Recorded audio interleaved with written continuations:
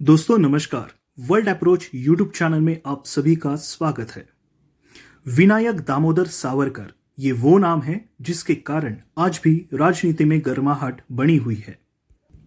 दोस्तों हुआ ये, कांग्रेस के पूर्व अध्यक्ष राहुल गांधी इन्होंने वीडी सावरकर के ऊपर एक विवादित बयान दिया। इससे वीडी सावरकर और उनकी तरफ से लिखे गए पत्रों का मुद्दा फिर सुर्खियों में आया है। दोस्तों इस वीडियो में हम तमाम बिंदु एवं तमाम पहलुओं को समझने की कोशिश करेंगे। क्या सच में वीडी सावरकर ने अंग्रेजों की माफी मांगी थी या कहानी कुछ और ही है। लेकिन दोस्तों आगे जाने से पहले हम देखेंगे कि सावरकर और स्वतंत्रता आंदोलन में उनकी भूमिका क्या थी। सावरकर एक भारतीय स्वतंत्र सेनानी थे, राजनीतिक थे, वकील थे और सबसे महत्वपूर्ण बात यह है कि वे लेखक थे। कुछ भारतीय लोग सावरकर को सबसे महत्वपूर्ण सेनानी की तरफ से देखते हैं या मानते हैं, या कुछ देशद्रोही के तौर पे देखते हैं, यानी कुछ लोग उनको देशद्रोही के तौर पे देखते हैं। उनका जन्म महाराष्ट्र के नासिक में 23 मई 1883 में हुआ था। उन्होंने स्वतंत्रता संग्राम में बहुत ही कम आयु में हिस्सा लेना शुरू किया। सावरकर ने सबसे पहले एक संगठन बनाया, उसका नाम रखा था मित्र मेला, और आगे जाकर ये अभिनव भारत सभा के स्वरूप में जाना जाता है। ये एक गुप्त सीक्रेट ऑर्गेनाइजेशन था। इसका मतलब इसकी सदस्य संख्या बहुत ही कम थी। इसकी जानकारी ज्यादा लोगों के पास नहीं थी। 1906 में सावरकर जी ने लॉ एजुकेशन के लिए लंदन गए थे और वहां पे स्वतंत्रता संबंधी गतिविधियां उन्होंने शुरू रखी थी। वहां पे फ्री इंडिया सोसाइटी नामक ऑर्गेनाइजेशन उन्होंने स्थापन की। इसका उद्देश्य ब्रिटिश शासन के खिलाफ लंदन में पढ़ाई करने वाले बाहर के लोगों को जोड़ना था या संगठित करना था। 1908 में उन्होंने 1857 के क्रांति के ऊपर एक शोध नामक लेख प्रकाशित किया था और इस लेख को आगे किताब में के स्वरूप में प्रकाशित किया, जिसको आज द इंडियन वॉर 1857 के रूप में जाना जाता है। इस किताब के ऊपर ब्रिटिश गवर्नमेंट द्वारा प्रतिबंध लगा दिए। दोस्तों गौरतलब बात यह है कि ये बुक ना ही इंडिया में पब्लिश हुआ ना ही ब्रिटेन में पब्लिश हुआ, ये पब्लिश हुआ हॉलैंड में, और इसको इलीगल तरीके से भारत में लाया गया ताकि 1857 के क्रांति के बारे में लोगों को बताया जा सके या उनको अवेयर किया जा सके। आगे जाकर 1909 में नासिक षड्यंत्र या नासिक कॉन्स्पिरेसी देखने को मिलती है। इसके तहत नासिक के कलेक्टर A.A.T. जैक्सन इसकी हत्या होती है और ये हत्या अनंत लक्ष्मण इन्होंने की थी। अनंत लक्ष्मण ये अभिनव भारत सभा से जुड़े थे और अभिनव भारत सभा की स्थापना वीडी सावरकर जी द्वारा की गई थी और उन्हें इसी कारण 1910 को लंदन से अरेस्ट किया गया। ब्रिटिशर्स का कहना था कि सावरकर भी इस हत्या से जुड़े हुए हैं। यही नहीं, सावरकर जी के ऊपर एक और भी आरोप लगाया गया कि उन्होंने 1909 में आए मॉर्ले मिंटो सुधार पर सशक्त विद्रोह भड़काने का आरोप लगाया। इसी दोनों मामलों के लिए उनको 50 साल के लिए काला पानी की सजा दी गई थी। दोस्तों 1911 में सावरकर जी को अंडमान निकोबार द्वीप समूह के सेल्यूलर जेल में भेज दिया या शिफ्ट किया गया था और इसी जेल से शुरू होती है उनके पत्र व्यवहार लिखने की विवादित कहानी। आइए देखते हैं कि क्या है ये कहानी। साल 1911 टू 1923 तक तकरीबन 11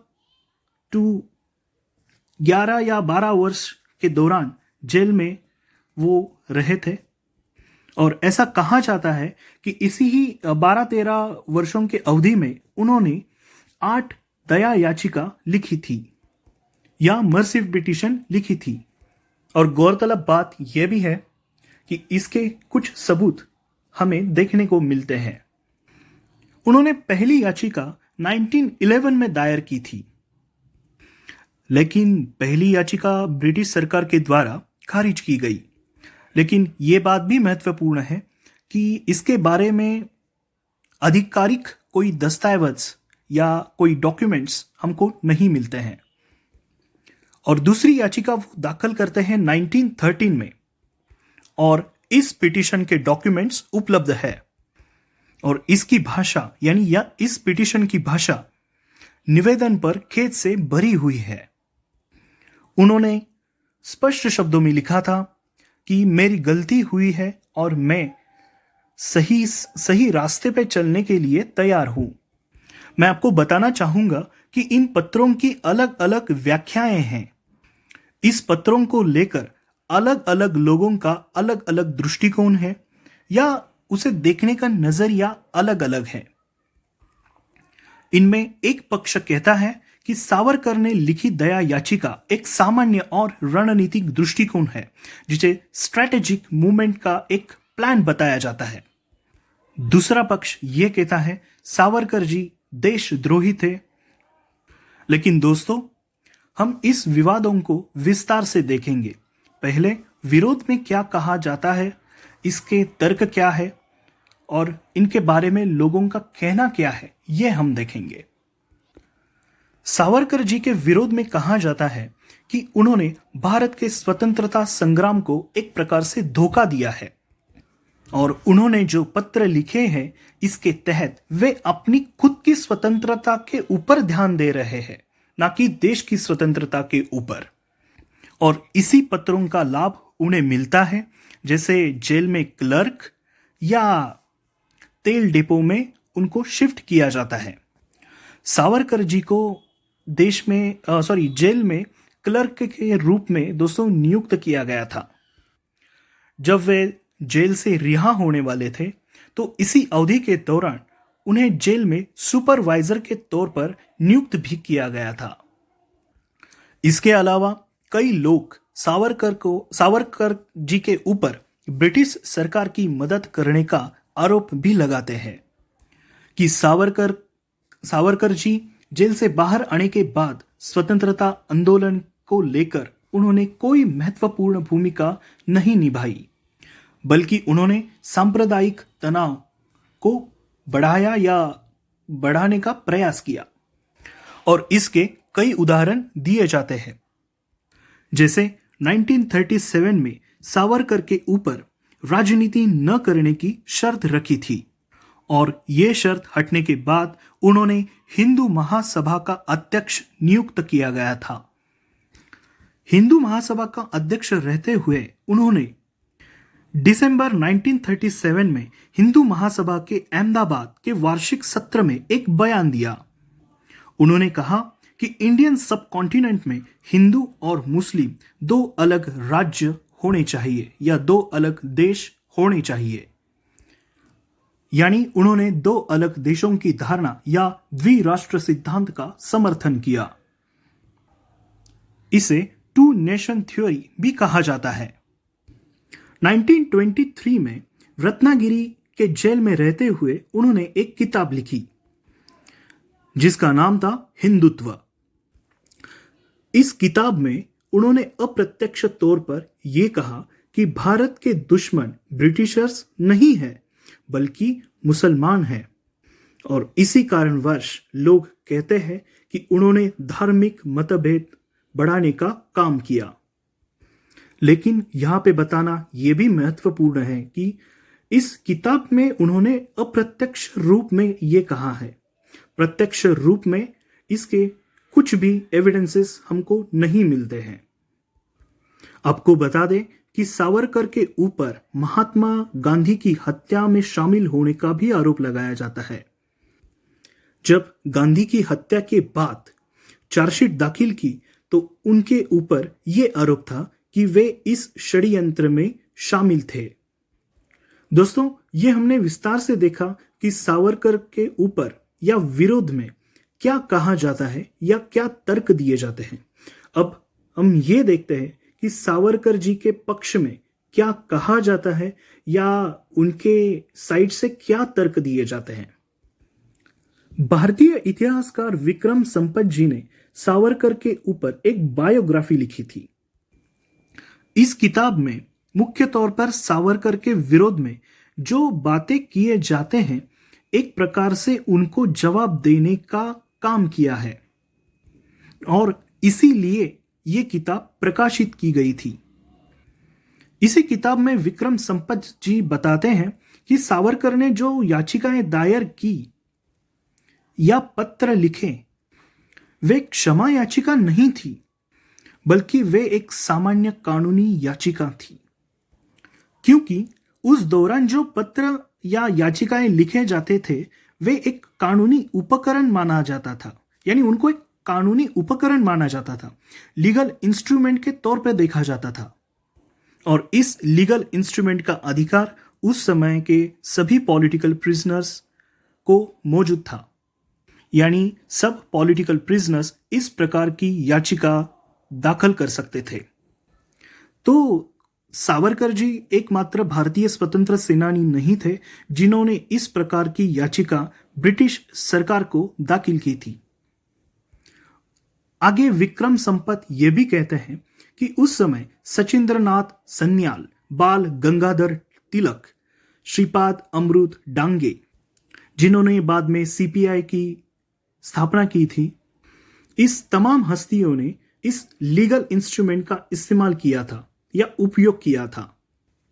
सचिंद्रनाथ सन्याल, इन्होंने इस प्रकार से पत्र लिखे और जब वे जेल से बाहर आए तो उन्होंने हिंदुस्तान रिपब्लिक एसोसिएशन इस संगठन की स्थापना की थी।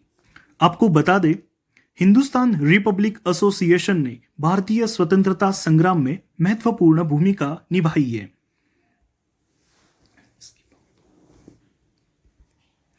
इसके बाद सचिंद्रनाथ सन्याल को काकोरी कांड के बाद गिरफ्तार किया गया था।